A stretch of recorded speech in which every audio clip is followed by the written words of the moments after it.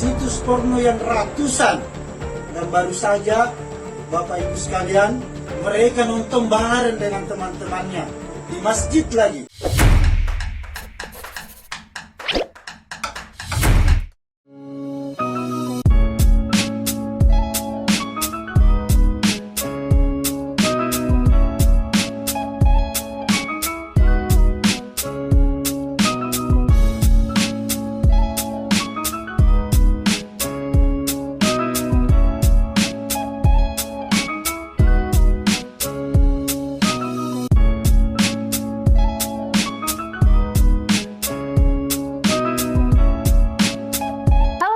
Balik lagi di Rusti Podcast. Hai. Kali ini narasumbernya seperti di episode pertama kita. Ada Kak Esa. Halo. Hai Kak Gita. Kita ketemu lagi ya. Iya. Kayaknya teman-teman juga tahu lah ya saya siapa di sini. Oke. Perkenalkan, saya host di sini, saya Gita. Dalam episode kedua kita hari ini, kemarin kita udah membahas mengenai pengasuhan anak dalam era digital. Kali ini aku mau mengulik mengenai healthy parents dan ada toxic parents nggak sih Kak? Ada Healthy dong Kak dan Gita. Toxic itu nggak hanya relationship loh ya. Parents itu ternyata juga toxic juga kepada anak Kak Gita. Oke, menarik sekali. Oke. Aku mau bahas yang buruk-buruk dulu deh, boleh nggak? Boleh silakan. Karena kemarin kan kita bahas anak-anaknya, hari ini aku mau mengulik seberapa penting sih peran orang tua ini untuk mempersiapkan diri. Ya, dari sudut pandang Kak Esa sendiri, sebagai parenting itu harus seperti apa sih? Ketika kita jadi orang tua, sebenarnya kita siap tidak untuk menjadi orang tua ini. Sebelumnya saya tarik, sebelum jadi orang tua, apakah siap untuk menikah? Itu poinnya. Nah, ketika siap untuk menikah, jangan keburu menikah gara-gara usia, status sosial. Terus menikah gara-gara takut dikatain perawan tua atau perjaka tua. Kayak gitu Kak Gita. Ya, karena emang ini agak menyinggung ya. Karena jujur sih Kak, dalam lingkunganku sendiri, katanya kan usia 25 ke atas itu udah matang gitu.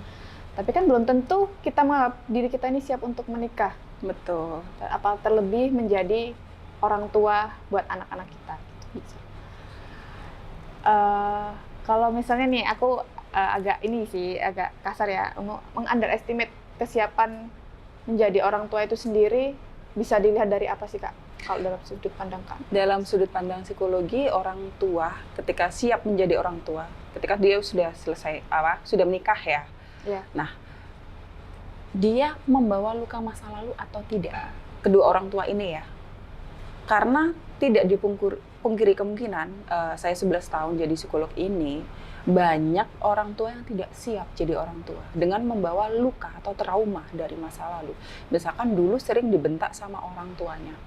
Akhirnya ketika punya anak, pola asuhnya itu sama. Anaknya berbuat salah atau menjatuhkan sesuatu, langsung, "Hey, jangan begitu." Nah, ini ternyata nurun loh traumanya dari orang tua sebelumnya.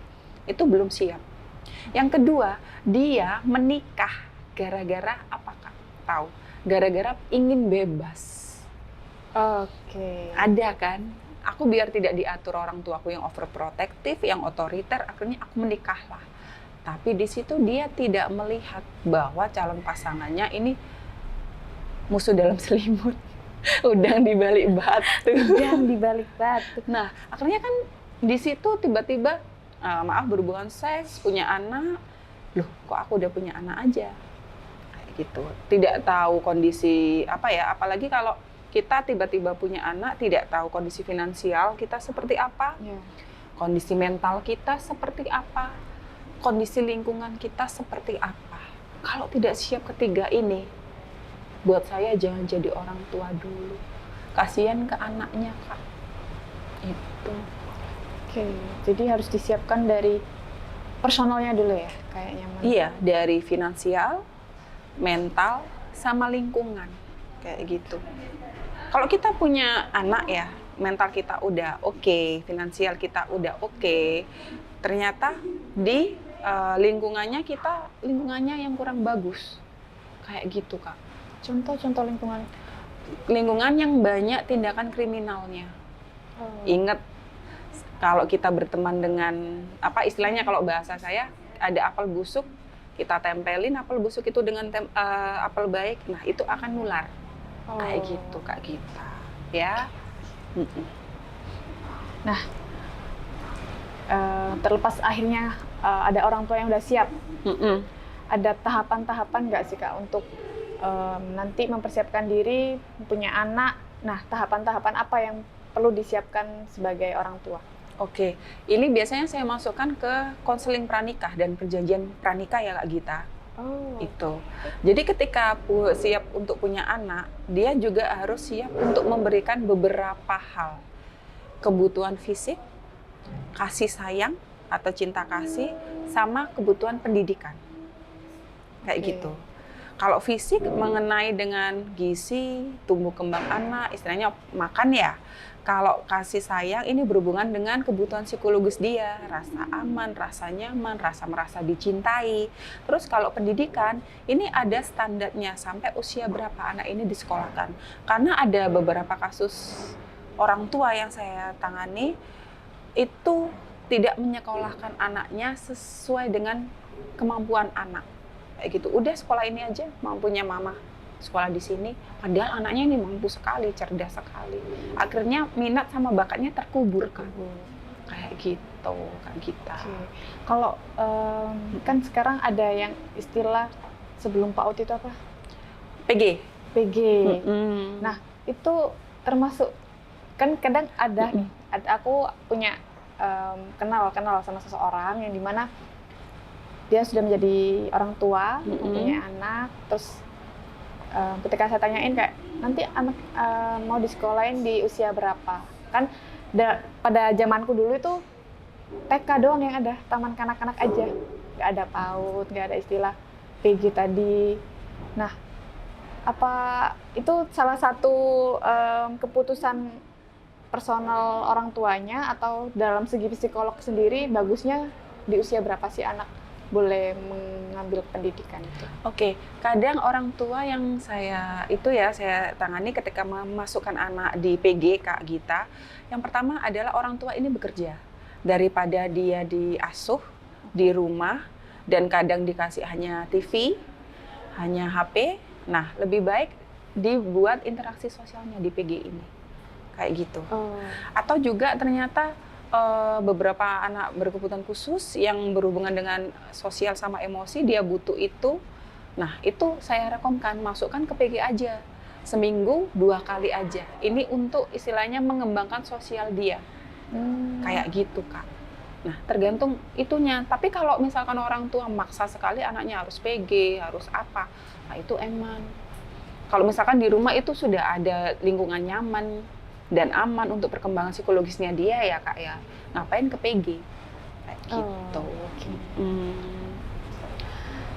Terus tadi udah membahas pengertian dari orang tua, sebagai orang tua.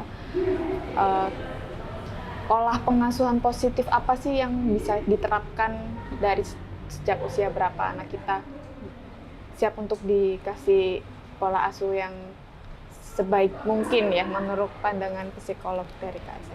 Oke, pola pengasuhan sendiri itu ada 4, Kak. Ada otoriter, demokratis, permisif, sama pembiaran.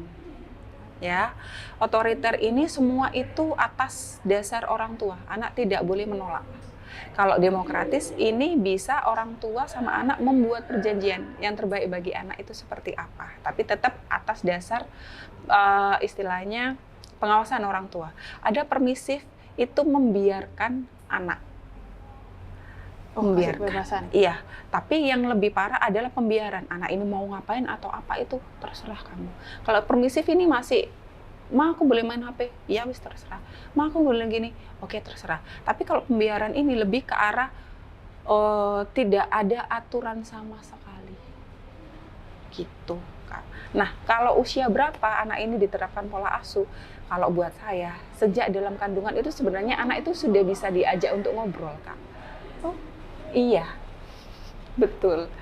Kan sering kan ketika hamil itu dilus-lus, nah ini. Sebenarnya anak itu sudah tahu. Kayak gitu, Kak. Jadi cara kita berkomunikasi dengan anak itu disesuaikan dengan usianya. Ya, Kak Gita. Okay. Jadi kalau misalkan kita komunikasi sama anak usia 5 tahun, ya kita harus menyederhanakan kata-kata kita. Kalau kita sama anak remaja, itu pola asuh kita adalah pola asuh demokratis. Meskipun ya anak kecil itu juga demokratis, tapi kita lebih banyak istilahnya memberitahu. Gitu. Kalau yang usia remaja, demokratisnya kita sebagai teman, Kak Gita. Jadi jangan sebagai orang tua lagi. Nanti dibilang gini, oh mama nggak asik nih. Gitu. Nah jadilah bestie anak. Dia suka BTS misalkan, suka K-pop, suka Jepangan. Lah, orang tua harus masuk juga di situ. Jadi daripada anak ini keluar mencari temannya, yang kadang kita tidak tahu, mending kita jadi temannya juga, sambil mengawasi teman-temannya dia juga di luar, gitu Kak Gita. Jadi dalam kandungan udah bisa itu sebenarnya, iya, tapi ya masih komunikasi satu. Kalau dalam tadi yang dua konteks setelah demokratis tadi itu, emang ada orang tua yang membiarkan anaknya, maksudnya Kak Esa sendiri apa pernah mempunyai klien si korbannya itu ternyata ya anak yang dibiarin ini, atau termasuk ini nggak sih mungkin kasus kayak gitu larinya ada, ini terlepas dari pembahasan kita ya Kak, aku mau nanya juga, emang dampak termasuk dampak orang negatif. Tua yang bercerai, broken home ya. Broken home itu termasuk kan ada juga, maksudnya dalam paham nggak sih? Efek orang tua bercerai pada anak itu seperti apa dan dibiarkan. Kadang kan anak itu yang saya dapatkan ada yang ikut ibunya, tapi ibunya ternyata menikah lagi. Nah itu kan ada yang dibiarkan, benar-benar dibiarkan, pokoknya aku ngasih kamu makan, ngasih kamu pendidikan, tak sekolahin, tapi tidak dikasih kebutuhan psikologis. Nah di situ Kak Gita, itu termasuk kalau buat saya pembiaran anak. Ya Kak. Itu salah satu faktornya dari orang tua yang broken itu. Broken juga. Iya, itu kan berarti orang tua ini belum siap untuk memiliki anak. Meskipun broken ya Kak ya, berpisah, tapi kalau orang tua paham untuk parenting, dia tetap akan berperan sebagai orang tua, tidak membiarkan anaknya kekurangan kasih sayang. Gitu. Akhirnya kan sekarang banyak, oh iya dia dari orang tua broken, aku dari orang tua broken nih, jadi aku bisa semena-mena nih. Jadi kalian harus memahamiku. Kebanyakan anak-anak broken itu seperti itu. Tidak semuanya ya Kak Gita. Cuma akhirnya cap jelek anak broken ini yang salah. Berarti itu antara ketidaksiapan orang tuanya tersebut ya. Iya, betul. Dan yang paling bagus adalah dalam 4 pola asuh ini adalah pola asuh demokratis. Jadi kita memberikan aturan, tapi tidak semena-mena, anak harus mematuhi, tapi didiskusikan. Misalkan Kak Gita adalah anak saya, tidak boleh keluar malam. Kenapa kok aku nggak boleh keluar malam, Mah? Kayak gitu. Karena kalau jam 10, Mama nggak bisa jemput, Papa nggak bisa jemput. Itu maksimal kamu jam 10.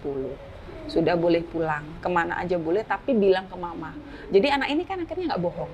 Lah beda dengan pola asuh otoriter yang istilahnya, nggak boleh kamu, kayak gitu. Pokoknya apapun alasanmu, kamu mau kemana, padahal itu lagi kerja kelompok nih, atau ikut BEM ya di fakultas, nggak boleh. Nah, akhirnya anak ini pandai berbohong. Gitu. Oke, ini kayaknya haus banget ya sih Kak? Oh iya boleh Kak. Maaf ya, ini narasumbernya malah ditanyain dulu. Silakan minum dulu Kak. Oke, terima kasih.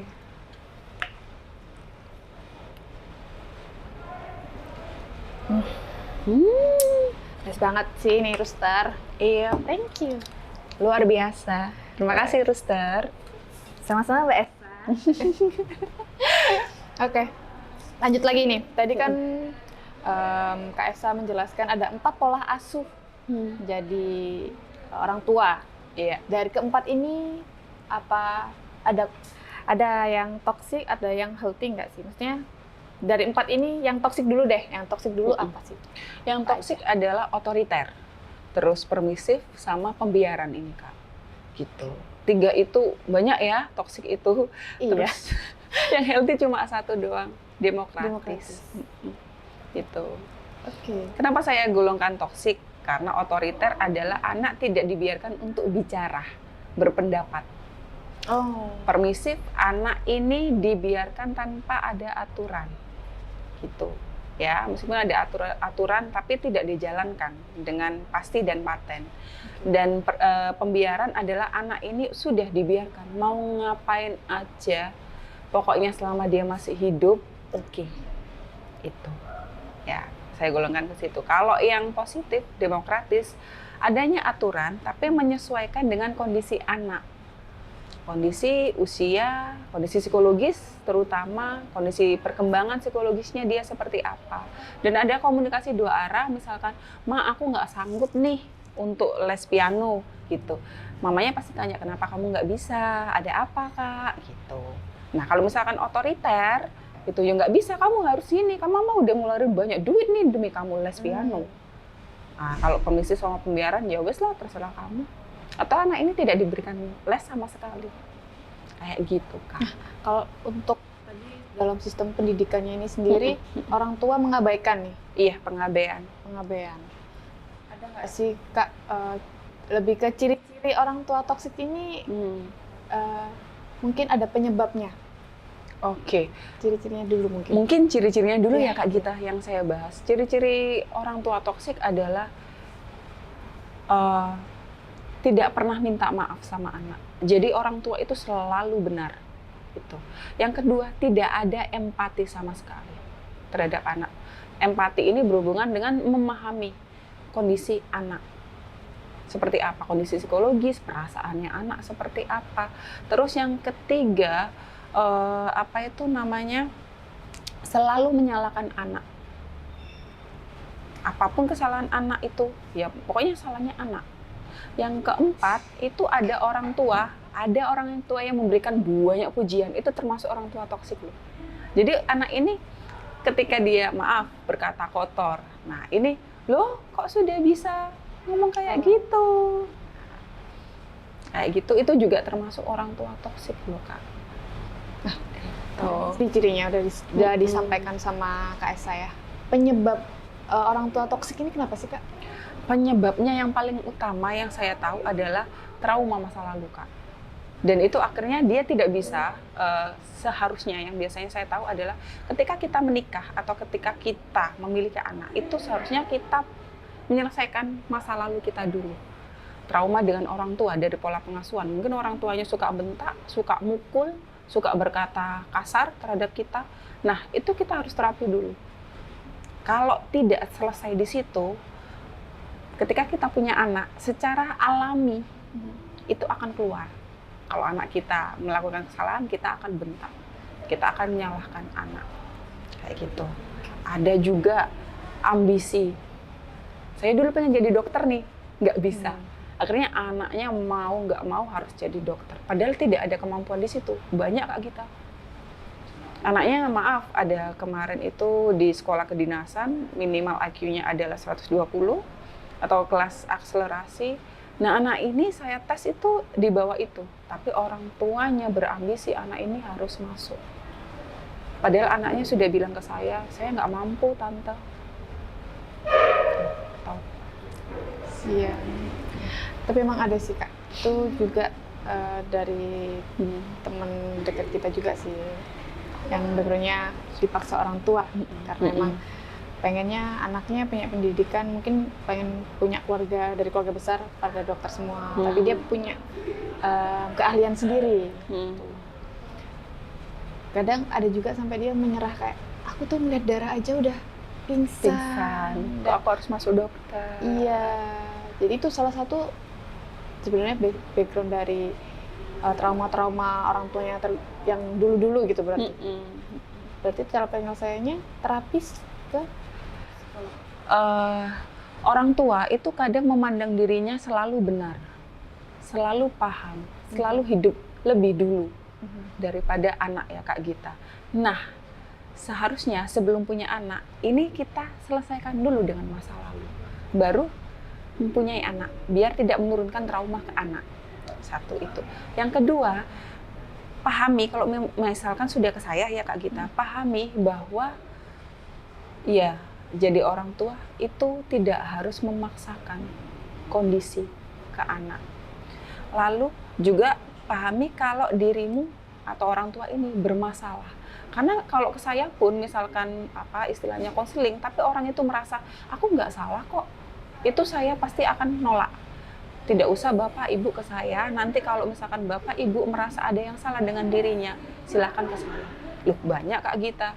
Yang salah anak saya. Anak saya nakal. Anak saya tidak nurut ke saya. Tapi ternyata kita runtut yang salah adalah orang tua. Orang tuanya terlalu otoriter, terlalu ngatur anak. Anak mau berargumen, ingin membela diri, istilahnya berkomunikasi dua arah, tapi disalahkan. Nggak bisa, kamu salah. Akhirnya istilahnya menimbulkan anak yang suka berbohong ini. Kayak gitu. Ya Kak? Tadi kan ciri-ciri soal toxic parenting. Ada nggak sih untuk menjadi, aku ingin tahu sih, ciri-ciri healthy parents ini apa sih Kak? Nah, kalau yang healthy parents biasanya dia memahami fungsi atau peran sebagai orang tua itu seperti apa Kak Gita. Kembali lagi, fungsinya adalah memberikan kenyamanan secara psikologis atau emosi, memberikan asupan secara fisik itu, sama yang terakhir sama pendidikan. Dan pahami anak itu bukan aset. Ayo, banyak orang tua yang bilang kalau kamu nanti besar bisa begini-begini, kamu nanti bisa ngasuh ibu bapak ketika tua. Nah, itu kan banyak di Indonesia Kak Gita. Ya itu biasa disebut generasi apa itu Kak? Sandwich generation. Sandwich generation. Itu istilah sandwich generation ini dari sudut pandang psikolog apa sih Kak? Nah, sandwich generation ini Kak Gita adalah ketika misalkan saya itu punya orang tua lengkap. Nah, di situ saya punya adik. Saya harus menikah. Posisi orang tua saya sudah, istilahnya sudah uzur, adik saya belum berpenghasilan, yang berpenghasilan adalah saya sendiri sama suami. Nah, di situ saya sudah punya anak. Saya harus menafkahi keluarga inti saya sendiri sama menafkahi keluarga besar. Saya bilang keluarga besar. Keluarga inti adalah suami, istri, sama anak. Itu saya, suami, sama anak saya. Nah, ini keluarga besar juga saya harus nafkahi. Jadi kan saya ada di tengah. Nafkahin yang bawah sama nafkahin yang atas. Bawah ini orang tua atau keluarga besar, yang atas ini keluarga inti saya. Saya ada di bawah, di tengah-tengah ini maksud saya. Kayak gitu Kak. Cara terlepas dari, Sandwich bisa nggak sih? generation. Bisa nggak sih? Lepas dari generasi sandwich ini. Tergantung korbannya seperti apa Kak Gita. Karena kadang orang tua atau keluarga itu, yang tadi saya bilang aset ya Kak Gita. Ketika kita menstop, suplai uang atau apapun itu barang ke orang tua atau ke keluarga besar kita selalu dilabeli dengan anak durhaka. Nah, karena kita aset bagi orang tua ya Kak Gita. Anak durhaka, anak tidak tahu diri, udah digedein malah kok nggak ngasih orang tua. Nah itu, kasihan orang-orang seperti ini. Dan banyak klien saya akhirnya istilahnya pengidap depresi. Sampai ke arah bipolar ada Kak. Saking dia jadikan aset, ATM berjalan sama keluarganya. Jadi baginya penyebabnya juga tergantung personalnya gitu. Yang saya tahu Kak Gita, penyebab utama gangguan mental pada diri seseorang adalah orang terdekat dan keluarganya sendiri. Oh, Iya, betul. Gitu Kak. oke, sebelum menutup episode kali ini, mungkin ada pesan-kesan dari Kak Esa sebagai psikolog. Oke, karena pembahasan kita akan keren sekali ya, healthy parent sama toxic parent. Kesan sama pesan saya terhadap orang tua, Kalau belum siap untuk jadi orang tua, jangan dulu jadi orang tua. Kalau memiliki trauma, lebih baik kita selesaikan trauma itu dulu ya Kak Gita, baru memikirkan untuk punya anak. Karena anak ini bukan aset atau investasi kita. Kayak gitu ya Kak Gita. Setuju sekali. Makasih banyak ya Kak Esa. Sama-sama Kak Banyak-banyak Gita. dapat ilmu nih mengenai parenting dari sudut pandang psikolog. So, buat teman-teman jangan lupa ya, like, comment, dan subscribe podcast kami. Sampai jumpa di next episode. Bye-bye.